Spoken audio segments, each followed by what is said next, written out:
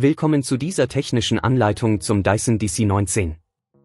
Wir sind Kelatos Informatiker, Spezialisten für technische Reparaturen. Wir holen dein Gerät direkt bei dir zu Hause ab, führen eine kostenlose Diagnose durch und schicken dir einen Kostenvoranschlag, bevor wir reparieren. Keine Anrufe, keine Fahrten. Wir befinden uns in der Calle Joaquin Maria Lopez 26, Madrid. Bequem, transparent und professionell. Link in der Beschreibung. Wenn dein Dyson DC19 komische Geräusche macht und nicht mehr richtig saugt, könnte das auf ein Problem mit dem Motor oder dem Filtersystem hindeuten. Diese Symptome können auftreten, wenn der Motor überlastet ist oder der Filter verstopft ist. Ignorierst du das Problem, kann es zu ernsthaften Schäden am Gerät kommen, die eine teurere Reparatur nach sich ziehen.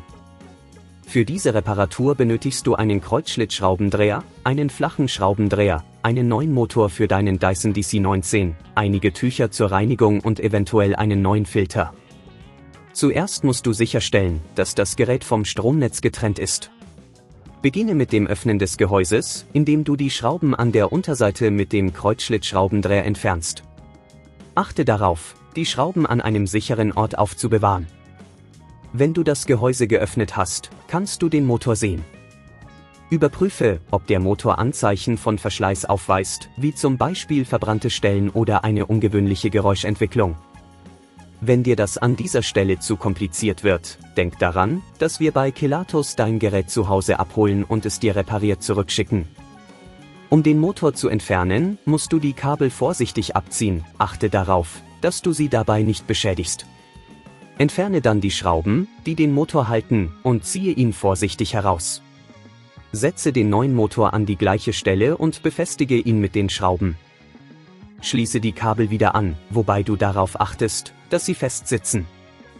Wenn alles richtig angeschlossen ist, kannst du das Gehäuse wieder schließen.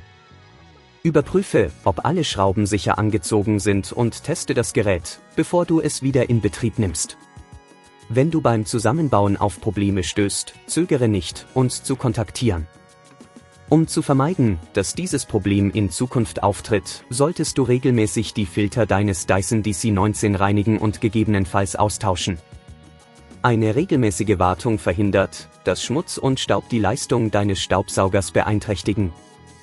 Wenn du kein Risiko eingehen willst, bei Kelatos holen wir dein Gerät ab, reparieren es und liefern es dir nach Hause, deutschlandweit. Link in der Beschreibung.